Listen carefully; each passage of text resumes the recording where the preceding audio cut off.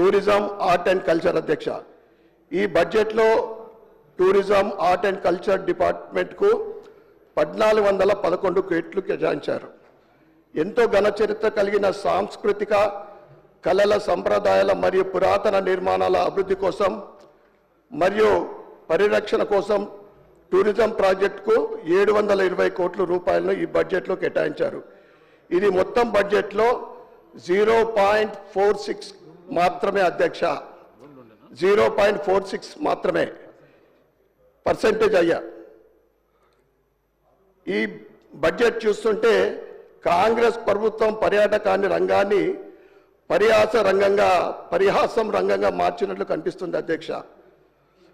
దేశంలో బీజేపీ పాలిత అనేక రాష్ట్రాల్లో పర్యాటక రంగంపై ప్రత్యేక దృష్టి సారించి కోట్ల రూపాయలను ప్రభుత్వ ఖజానాకు జమ చేస్తున్నారు. ప్రత్యక్షంగా వందలాది కుటుంబాలకు, పరోక్షంగా వేలాది కుటుంబాలకు ఉపాధికి అవకాశాలు కల్పిస్తున్నారు. ఉదాహరణకు గుజరాత్ రాష్ట్రంలో statue of unity, run of Kutch వంటి ప్రాజెక్టులతో ఆదాయం పెంచుకుంటున్నారు అధ్యక్ష. పర్యాటక రంగం కోసం బడ్జెట్లో కేటాయించిన నిధులను చూస్తే అధ్యక్ష, అసలు ఈ ప్రభుత్వానికి పర్యాటక రంగాన్ని అభివృద్ధి చేసే ఆలోచన ఎంత మేరకు ఉందో ఇట్టే అర్థమవుతుంది అధ్యక్ష. కాంగ్రెస్ ప్రభుత్వం మరియు మంత్రులు హెలికాప్టర్లో టూర్లు వేసిన శ్రద్ధ రాష్ట్ర టూరిజం అభివృద్ధిలో పెట్టాలి అధ్యక్ష.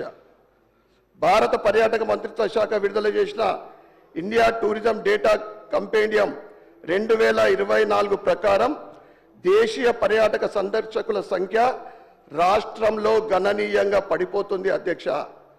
దాదాపు 9 కోట్ల దేశీయ పర్యాటకులు, 1.5 లక్షల విదేశీ పర్యాటకులు వస్తున్నప్పటికీ వారికి సరి అయినటువంటి వసతులు లేకపోవడం వల్ల వాళ్ళు త్వరగా తిరిగి వెళ్ళిపోతున్నారు అధ్యక్ష.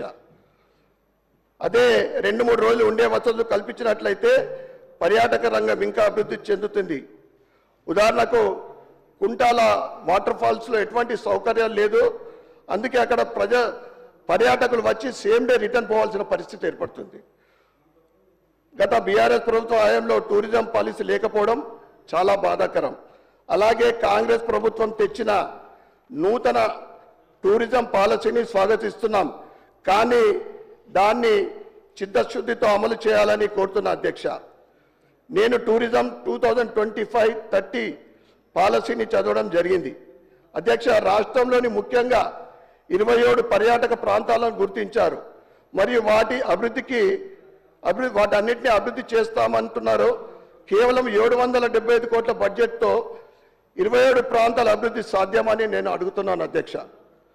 పాలసీలో పేర్కొన్న విధంగా వచ్చే 5 ఏళ్లలో 15,000 కోట్ల పెట్టుబడులు ఆకర్షిస్తామని, అంటే ప్రతి ఏటా 3,000 కోట్లు. ఒకవేళ నిర్దిష్ట సమయంలో పెట్టుబడులు ఆకర్షించలేకపోతే ప్రభుత్వం దగ్గరున్న ఆల్టర్నేట్ ఏంటిది? మరి ప్రభుత్వమే ఆ నిధులు సమకూరుస్తుందని మీ ద్వారా ప్రభుత్వాన్ని సమాధానం చెప్పాల్సిందిగానే కోరుతున్నాను అధ్యక్ష. కేవలం ప్రాంతాల పేర్లు అండ్ స్థలాలు చెప్పారు, కానీ పాలసీలో వాటిని ఏ రకంగా అభివృద్ధి చేస్తారో సరైన డిపిఆర్ లేదు అధ్యక్ష.